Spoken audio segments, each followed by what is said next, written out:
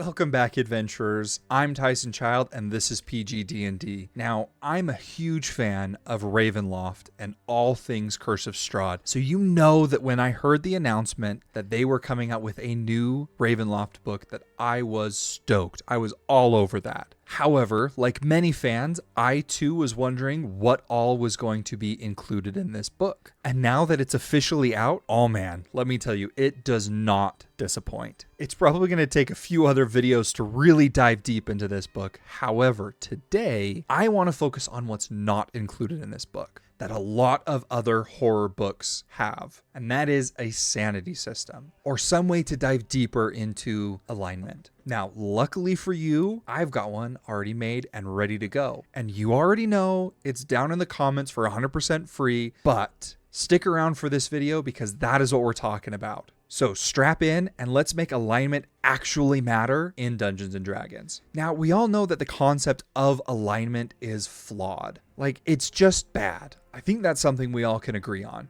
D&D characters, just like people, can't be put into a box so simple as good or bad. There are so many people out there who are good people that make bad decisions, and vice versa. We are constantly changing and growing and going back and forth between these different ideals that it's so hard to contain it just by saying, oh, this person's lawful good or this person's evil or whatever it may be. People just don't fit into those boxes, and our D&D characters should be the same. So most of the time, I would just suggest not using alignment and just being who your character is. However, in a game of Curse of Strahd or anything to do with Ravenloft, morality is such a huge core concept in these themes. The entire world seems to revolve around good and bad and the gray areas in between. That's where you make your decisions that are most meaningful in a campaign like Curse of Strahd. You want to live in that gray area, and as a DM, you want to be able to almost weaponize alignment. You want to be able to utilize it in a way that makes things more meaningful. Half of the fun of playing a horror campaign is tempting your players to make tough decisions. Now, if you aren't familiar, we here at PG-DND have a Curse of Strahd actual play where I'm the DM.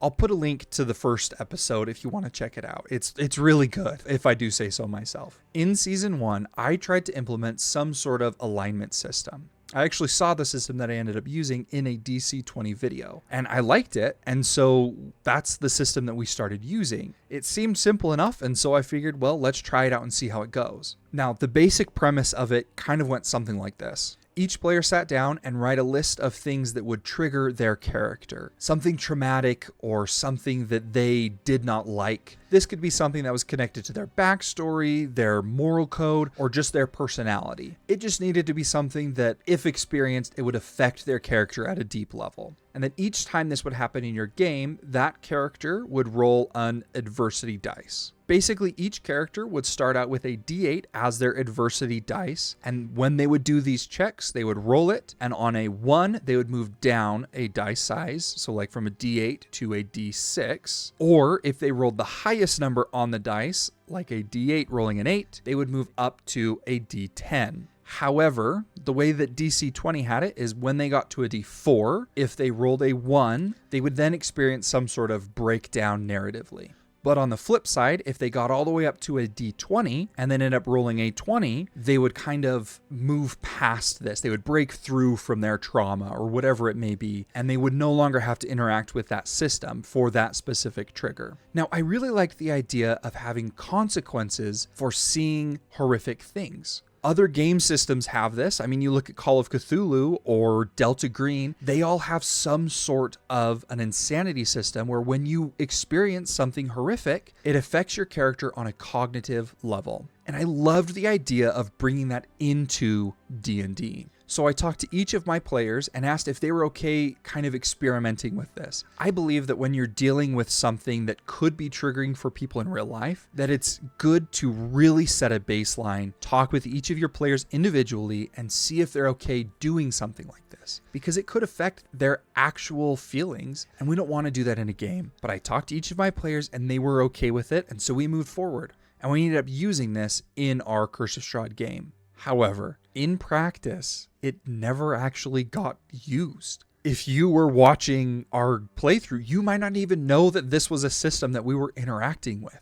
And honestly, the biggest person to blame was probably me. I had such a hard time remembering to ask my players, hey, make sure to roll. Hey, you just saw something crazy. Let's roll an adversity die. As a DM, you just have a lot that you're having to remember and think about during your game that adding one more thing was just too much. I just forgot about it, honestly. Now, I mean, I can't take all of the blame. My players also forgot too. When they experienced something crazy, they were living in the moment and forgot to be like, oh yeah, let me roll something to see how my character reacts to it. They just acted it out naturally. Now, this was true for all of my players except for one, Jefferson. He remembered to utilize this system. And the reason why was, and this is minor spoilers for season 1. If you've seen episode 1, you know this. But Jefferson's character's name is Silas. And at the beginning of our campaign, Silas has no memory. He wakes up and doesn't remember anything. So what this ended up doing is each time Jefferson rolled a 1 on his adversity check, Silas would have some sort of a breakdown that would then trigger memories from his backstory coming back.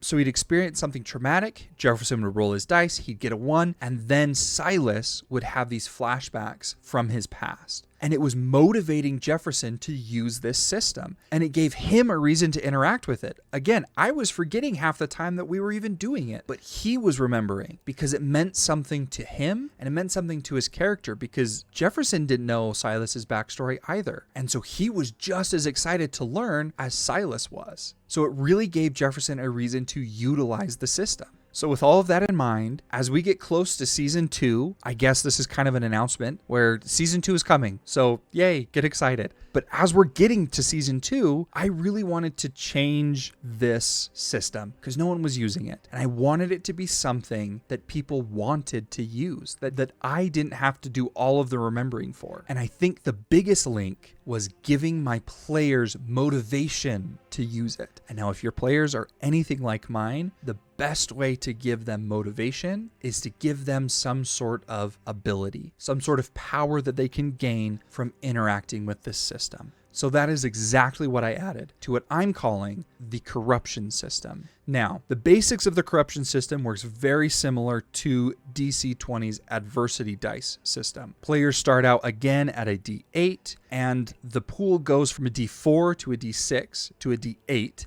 then to a D10, and then it ends at D12. It does not go to a D20. However, my players, they chose to start at a D6 because they thought that that was more fitting for their characters, for the Curse of Strahd game that we were playing. We wanted to feel a little bit more gritty. Then a D8 seemed to kind of be a little bit more. So they all decided that we would start at a D6. So it's not really a hard set rule. Do what you feel. If your player wants to start at a D4 or a D12, whatever. But basics, they would start at a D8. And you can again get a list of things that would trigger their players or in some way interact with their morality. Now, these triggers can be anything from watching innocent people get hurt to having the opportunity to gain power. They just need to be something that matches the character and tests their morality. Essentially, viewing something like this could give them a more cynical outlook, or it could push them to make the world better. That's kind of the line that we're walking here. So when a character experiences something like this, they make a corruption check. And again, on a 1, they move down. On the highest of the dice, they move up.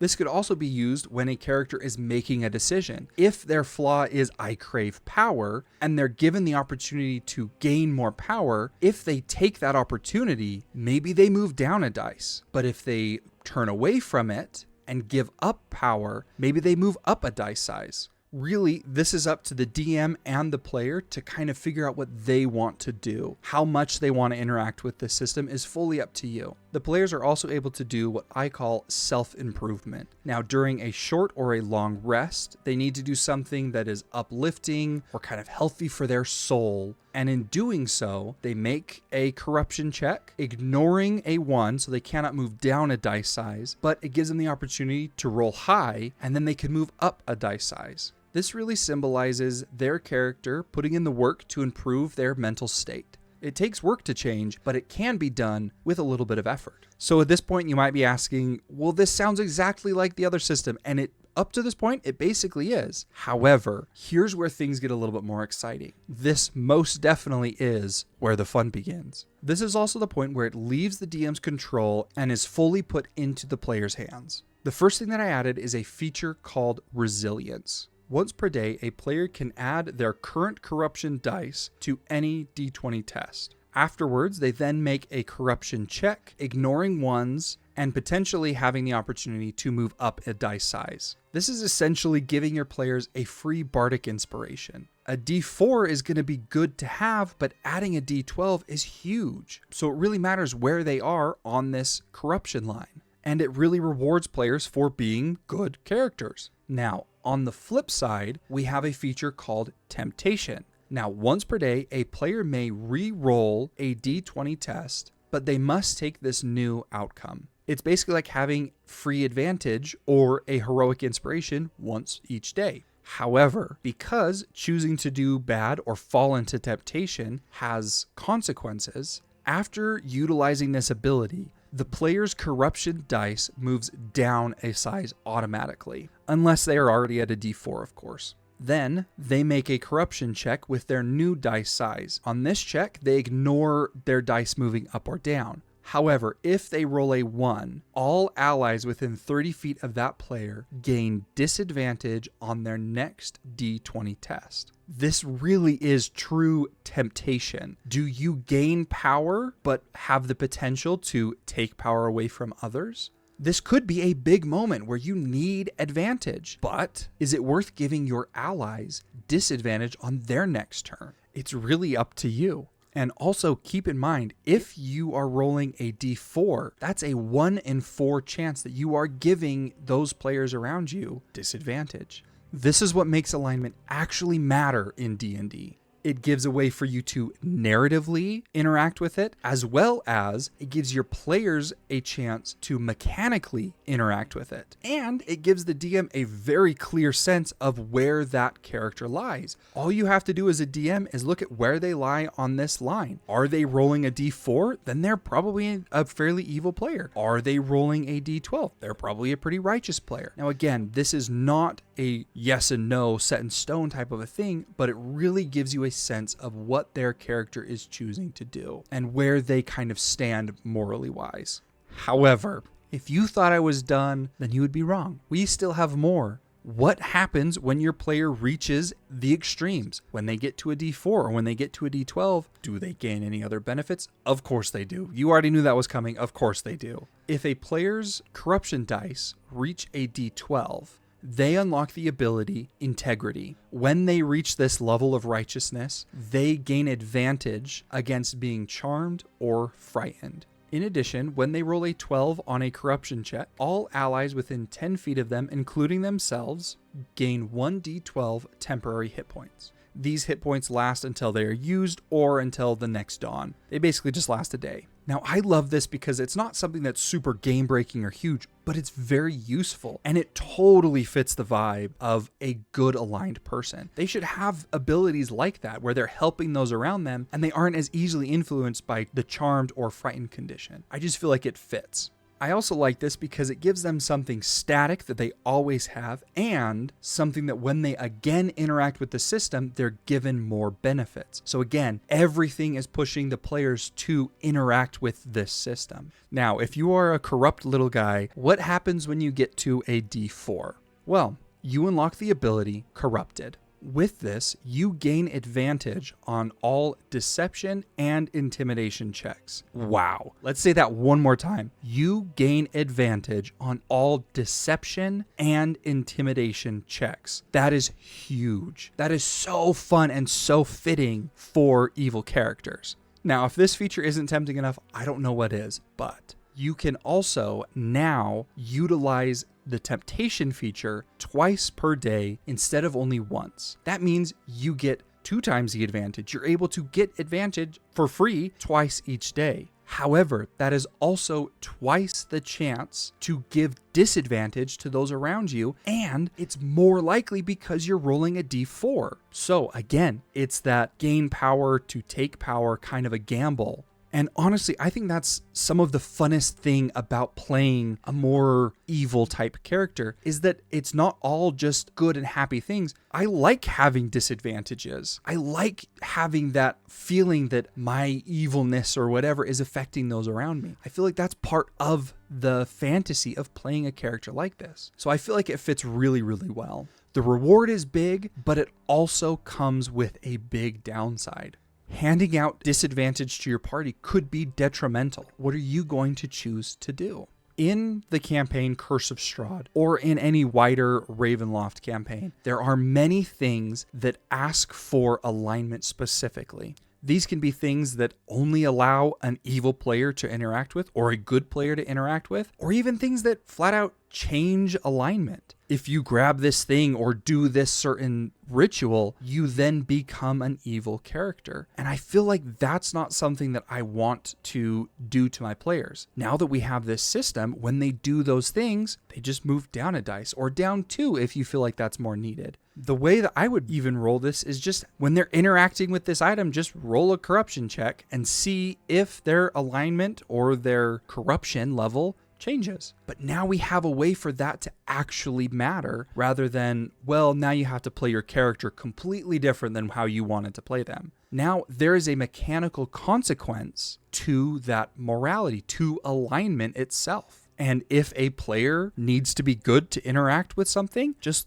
again, look at their dice. If they're at a D12, they're fine. If they're at a D4, that's when you start being like, okay, maybe it doesn't work for you. It gives you a very simple thing to look at and know where your players lie. And it's something that they chose themselves through their role playing and through the way that they're playing the game. The main thing is that this system gives your players the ability to choose their alignment, and to not only just choose it, but to interact with it. It makes it a part of the game. And that's what Ravenloft needs to be. It is all about good, bad, and in between. And this is the system that gives your players motivation to interact with good and bad, and when they make those decisions, to feel consequences. I guarantee you, when your lawful good paladin is sitting at a D12 and then makes a really, really bad decision, and then they move down to maybe even a D8 or a D10, they're gonna feel that. They're going to know, man, I made a bad decision and now I need to go through these steps to get back up to the D12. That's exciting. That's what alignment needs to be. It needs to be a system that players and DMs can both interact with easily,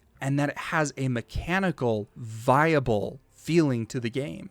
Now, if you're familiar with Ravenloft, there are things called dark powers. These are basically like dark entities or ancient forgotten gods that like to make deals with people. Now, my table, we like to call them dark entities rather than dark powers. But these dark entities, they are kind of the reason behind most of the dark lords in the Ravenloft setting. So essentially, these dark lords gained their status by making a deal with a dark entity that then gave them the dark powers, and now they're on the dark side, and they like to live in the dark. You get the picture, right?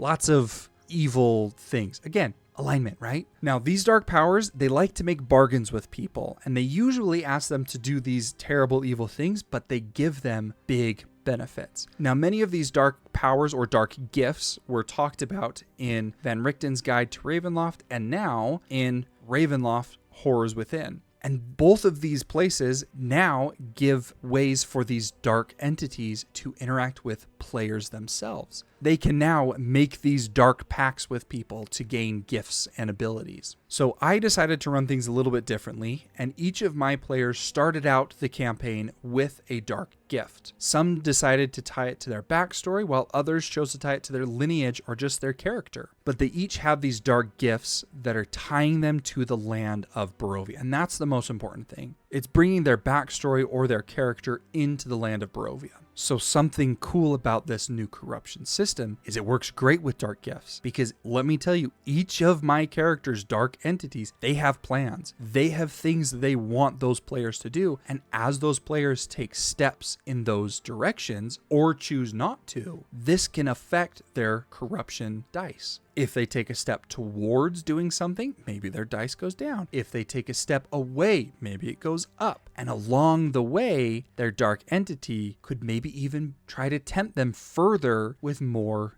gifts, more abilities, more items, anything to kind of get them down that evil path, which again makes doing evil things a lot more tempting, which it should feel that way. Barovia is made to bring people down. It's made to take the most innocent of people and corrupt them. That's the entire premise of Curse of Strahd or Ravenloft. It's hard to be a good person in Barovia. It can be extremely rewarding, but it should feel hard. That's why you can always choose to go down in die size, but it takes work to move back up. Temptation is free. It's easy, but digging yourself out of that pit is a lot harder. And that's what this system does. So once again, if you want to try out this new system, it is down in the link below for 100% free. So go try it out for yourself. Again, you need to ask your players if they're comfortable working with a system like this before you just implement it. You really should be doing this with any homebrew that you bring to the table, but especially with something that deals with morality. Always talk to them and make sure that they're comfortable before you just throw something like this on them. We don't want to hurt real emotions for a game. It's not worth it. However, if you end up using this system, let me know how it goes. I want to hear about it. I want to hear your experience. And tell me down in the comments what you would change. Is it too powerful? Is it not powerful enough? Let me know, because this is a work in progress and I would love your help. Make sure to like and subscribe and do all of those other YouTube things. It means so much. And as always, from all of us here at PG-DND, we love you. Goodbye.